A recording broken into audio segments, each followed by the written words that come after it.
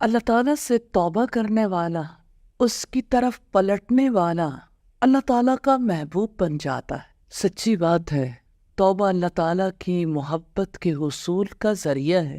ارشاد باری تعالیٰ ہے، ان اللہ یحب التوابین ویحب المتطہرین۔ یقیناً اللہ تعالیٰ توبہ کرنے والوں اور پاکیزگی اختیار کرنے والوں سے محبت کرتا ہے۔ اللہ تعالیٰ کی محبت کے حصول کے لیے جہاں انسان عبادت کرتا ہے، ذکر کرتا ہے، دعائیں کرتا ہے، وہیں توبہ بہت اہم چیز ہے۔ میں آپ کے سامنے اس امت کے ابتدائی دور کا ایک واقعہ پیش کرنا چاہتی ہوں۔ توبہ کا کیسا عظیم نمونہ ہے۔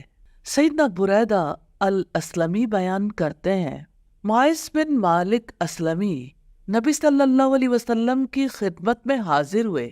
عرض کیا، اے اللہ کے رسول، میں نے اپنی جان پر ظلم کیا ہے، میں زنا کر بیٹھا ہوں، میری درخواست ہے آپ مجھے پاک کر دیں۔ آپ نے اسے واپس بھیج دیا۔ اگلے دن وہ پھر آ گیا، کہنے لگا، اے اللہ کے رسول، میں نے زنا کیا ہے۔ آپ نے اسے دوبارہ واپس لوٹا دیا۔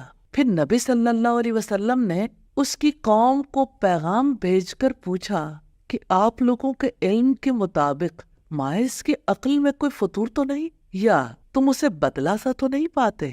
اس کی قوم کے لوگوں نے جواب دیا، ہماری معلومات کے مطابق وہ کامل عقل کا مالک ہے، اور ہمارے خیال کے مطابق وہ نیک آدمی ہے۔ معاذ تیسرے دن پھر آ گئے۔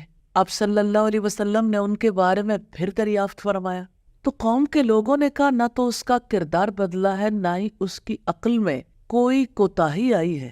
چوتھے دن اللہ کے رسول صلی اللہ علیہ وسلم کے حکم سے ایک گڑھا کھودا گیا۔ پھر آپ صلی اللہ علیہ وسلم نے حکم دیا اور انہیں سنگسار کر دیا گیا۔ نبی صلی اللہ علیہ وسلم نے فرمایا، معاذ نے ایسی توبہ کی ہے، اگر اسے ایک قوم پر تقسیم کر دیا جائے تو سب کے لیے کافی ہو جائے۔ یہ صحیح مسلم کی روایت ہے، 4431 نمبر پر۔ آپ اندازہ کر سکتے ہیں انسان اتنے بڑے گناہ کے بعد بھی رب کی طرف لوٹ سکتا ہے، توبہ کا دروازہ کھلا ہے۔ اور آپ امیجن کریں، ایک شخص جانتا ہے کہ میری سزا سٹوننگ ہے، رجم ہے، اس کے باوجود وہ اپنے معاملے کو کیسے اللہ کے رسول صلی اللہ علیہ وسلم کے سامنے رکھتا، کوئی گواہ بھی نہیں، بتانے والا نہیں ہے، لیکن پاک ہونا چاہتے ہیں۔